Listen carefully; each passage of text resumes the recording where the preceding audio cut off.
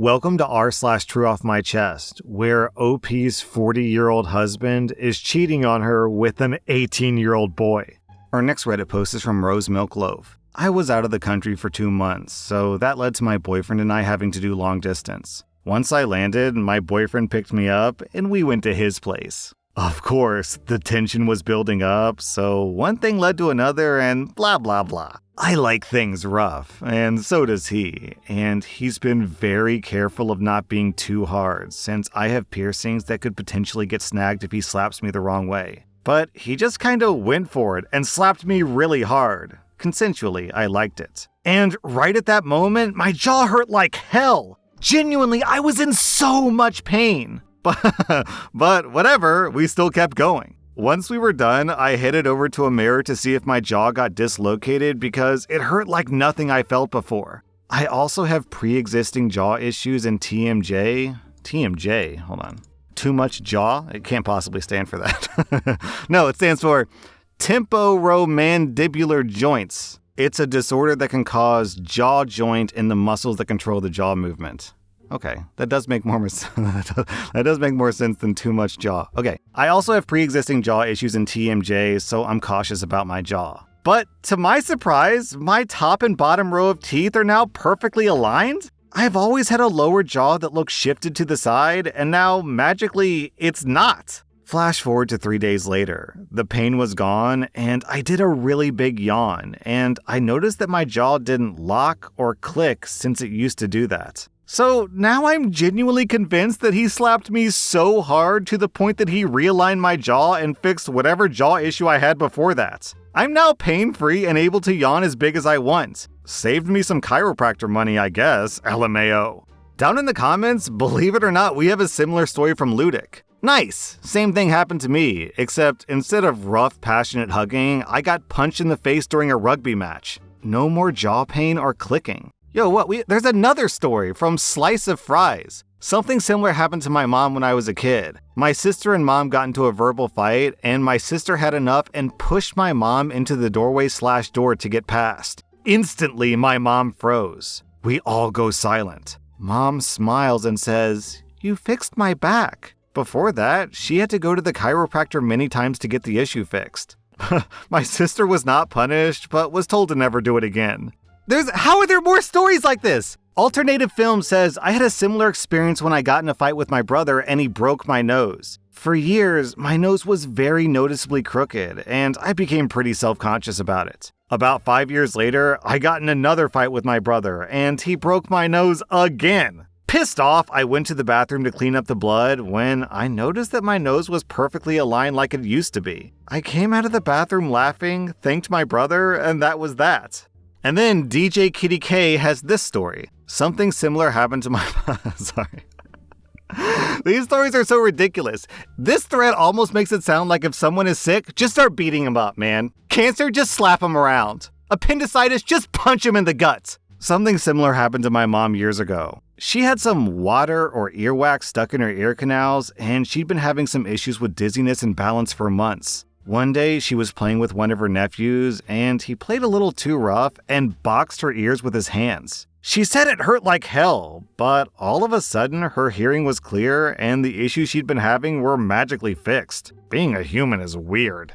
Our next Reddit post is from Throwaway. My husband is cheating on me with an 18-year-old boy, or at least he's trying to. I'm in my late 30s, and my husband is in his early 40s. We've been married for almost 10 years. We have no kids. In the last year, he came out as bisexual, but not by choice. I caught him talking to men on Grindr. He swore that he never physically cheated, and he was just exploring fantasies that he never had the chance to explore. We went through a significant rough patch, but ultimately, I decided to give him another chance. Several months ago, he asked if I would consider an open relationship to allow him to experiment with a man. I said that wasn't something I could ever be comfortable with, and if he needs to do this, then the only option is to separate. I've tried to be patient and understanding. He said that he doesn't need to do this, and I should forget that he even asked. Since the Grindr incident, I haven't fully trusted him, and I admit I looked at his phone without permission. He's been texting an 18-year-old young man for well over a month. The messages are sexual, and my husband is very overtly asking for more. I don't know if anything's happened in person.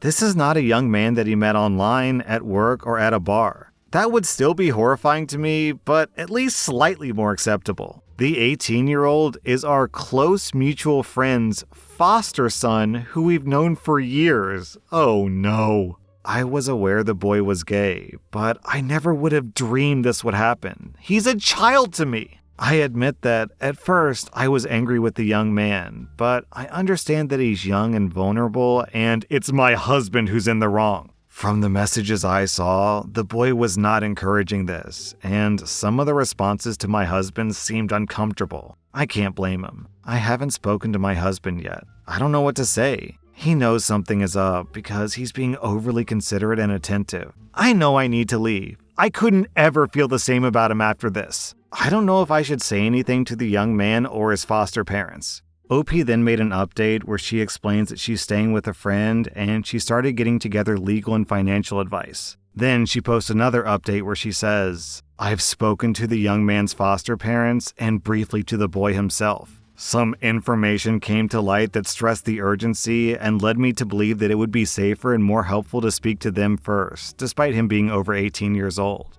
I don't have the time or the energy to explain exactly what happened, but of course it wouldn't be appropriate to share a lot of detail. The situation is even more complicated and upsetting than I realized, and my husband is entirely at fault. The young man is safe, more or less, and my husband's behavior is no longer a secret from everyone. I'm in the early stages of determining my next steps regarding separation from my husband, and I'm receiving specialist advice about this. I think you made the right call, OP. Considering that your husband has known this kid for years, there's a decent chance that this could have been a grooming situation.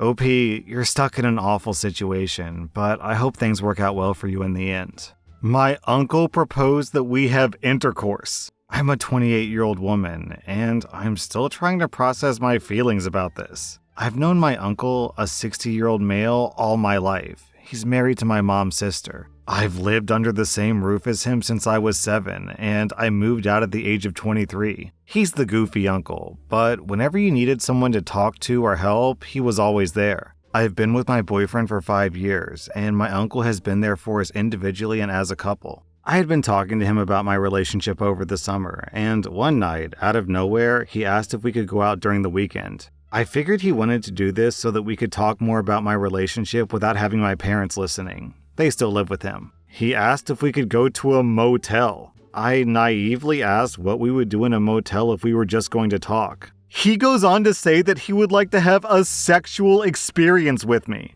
He was very graphic and detailed about the things he would like to do to me. I froze. I just sat there stunned as he complimented my body. How long did he feel this way about me? Just thinking about it disgusts me. He said, no one has to know. We're both adults and we don't have to tell our significant others. I said no at least 25 times and I ignored explicit questions. I don't know what to do, so I spoke to my therapist about this. If I were to tell anyone, my uncle has the kind of reputation that I wouldn't be believed. My family is the type to sweep everything under the rug. It could backfire and kick my parents and siblings out and they would have nowhere to go. I've tried to get over it, but every time I have Thursday dinner with my family, I dread having to see his face. If I stop going, then obviously my family will know that something's up.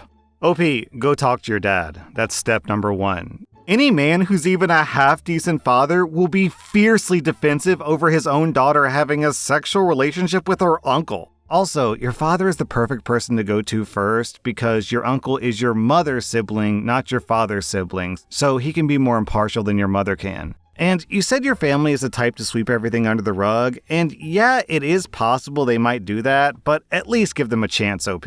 Come to your dad, explain the situation, and see what your dad does. If he sweeps everything under the rug, then that was probably your best candidate of having an ally in this family, so at that point, I really genuinely think the only option is to go no contact. But I don't really... Man, I was going to say I don't think your dad's going to sweep it under the rug, but I've read so many toxic stories about awful families, I can't really say for certain that will be the case. I hope that your dad will do the right thing and get your mom on your side and turn the aunt against the uncle too, and just turn the entire family against the uncle, and then kick the uncle out of the house. That's my hope for what happens, but I've read so many terrible stories, who knows? So you're just in an awful situation, OP. Never, ever, ever be alone in the same room with your uncle again, ever. Talk to your father, and then based on how your father responds, you can plan your next steps. The fact that OP was 7 years old when she first met her uncle and the uncle has an attraction to her is repulsive. This guy lived with her in the same household as if she was his daughter, and he's attracted to her? Ugh. OP, why are you even going to dinner with these people? I would never be in the same room with this person ever again, unless it was in a courtroom, and I say, right there, that guy right there, officer. Good luck, OP.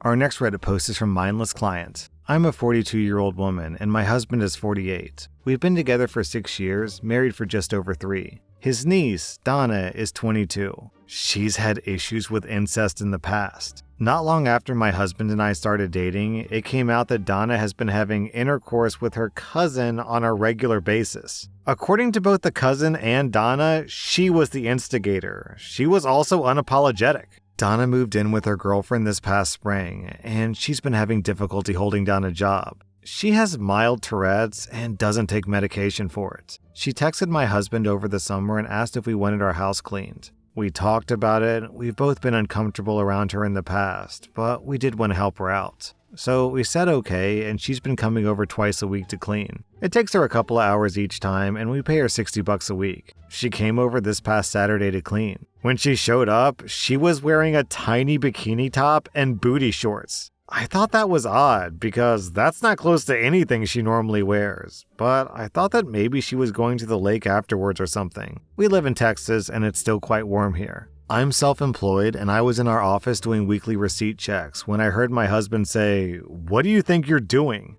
Then I heard Donna say in a sing-song voice, "But I'm tired." And my husband said, "There's a couch if you're tired. Knock it off." A few seconds later, I heard my husband yell, "I said stop!"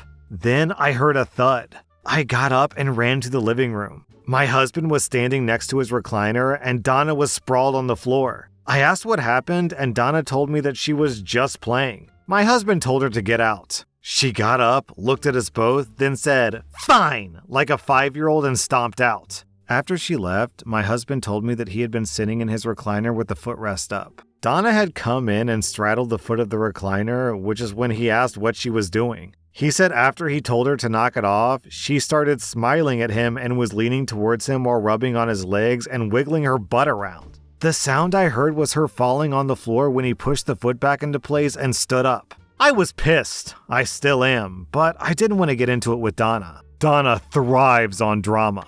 I sent her payment for her work, then texted her and told her that she would no longer be cleaning our house and she was no longer welcome here. She sent both my husband and I a couple of texts that she was sorry and just having some fun, but we ignored them. She showed up at the house Tuesday. That's her normal day to clean. When I answered the door, I just looked at her and said, "What the hell do you think you're doing here?" She goes, "I'm here to clean." And I told her, "No, you're not. Go home." Then I shut the door in her face. She whined and yelled things through the door for a few minutes, but eventually left. All evening and into the night, I've been fielding texts and calls from her parents and my mother-in-law. They're all asking why I fired Donna, and don't I know she needs the money, and she has problems, and I need to be more helpful. I finally told them the truth, which got her parents off my back, but not my mother-in-law, because family. My husband has told her to leave me alone.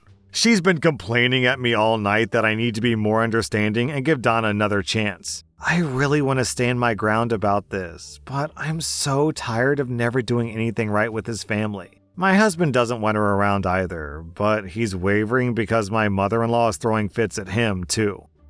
Kinda sounds to me like Donna needs therapy sooner rather than later. Also, it's so crazy that we had one story with an uncle who wants to screw his niece, and then another story with a niece who wants to screw her uncle. If only those two were related, they'd be blissfully happy with each other. Our next Reddit post is from Brave Limit. A few years ago, me and my husband were able to finally conceive a child after trying for a long time. That happiness was cut short after I miscarried. I remember crying and being in a bad space for a while before I got back to myself, thanks to everyone's support. A year later, I got pregnant again, and this time, I took extra steps to be as careful as possible, but I miscarried again. I was in disbelief, but like before, my family and husband helped me through it. Especially my sister, who was my absolute pillar at that time. It was at my third miscarriage that I eventually stopped trying to get pregnant and consulted a doctor who assured me there was no underlying condition and it was simply bad luck. At that point, I was done trying to get pregnant and I opted for surrogacy instead, which gave me a beautiful daughter. What really horrified me is that after explaining to my family about my choice for surrogacy, I went past the patio where my sister, our friends, and some in-laws were joking about me not being able to carry kids to full term. I couldn't believe it when I heard my sister say that I'll never be a real woman. I went to my room without comforting them and broke down crying, thinking, how could she be so cruel? But I kept all this to myself and pretended I never heard her say this. Why is this suddenly relevant? Well, my sister and her husband have been trying to conceive a child, only for her, she can't get pregnant at all. The doctor told her that she was basically infertile due to an ovulation disorder, and that seemingly broke her. I went back home to join the family in comforting her. Yesterday, I offered to take her on a drive and we ate out. On our way back, she asked for advice on how I dealt with this, and I did give her some tips on how I came to terms with myself. Our conversation then ended when I told her that I guess we're both never going to be real women and that she should be ashamed of herself for being barren. She looked shook and dumbfounded. The whole way back home was quiet and awkward. She hasn't been out of her room much, and her husband said that she's gotten worse ever since yesterday. I can't help but feel that I shouldn't have said that, but at the same time, I feel like it was the perfect moment to say it without actually confronting her, and letting her know that I knew what she really thought of me. OP, that is cold as ice. Now, I'm not saying it's not justified because all you're doing is matching her energy, but oof. Oh man, that's brutal. She's brutal to you. I'm not blaming OP. I'm just saying sometimes revenge, sometimes getting justice is just savage. And this is one of those instances where getting justice is brutal. That was r/Trueoffmychest. And if you like this content, check out my podcast where I publish the exact same episodes. Also, hit that subscribe button because I put out new Reddit videos every single day.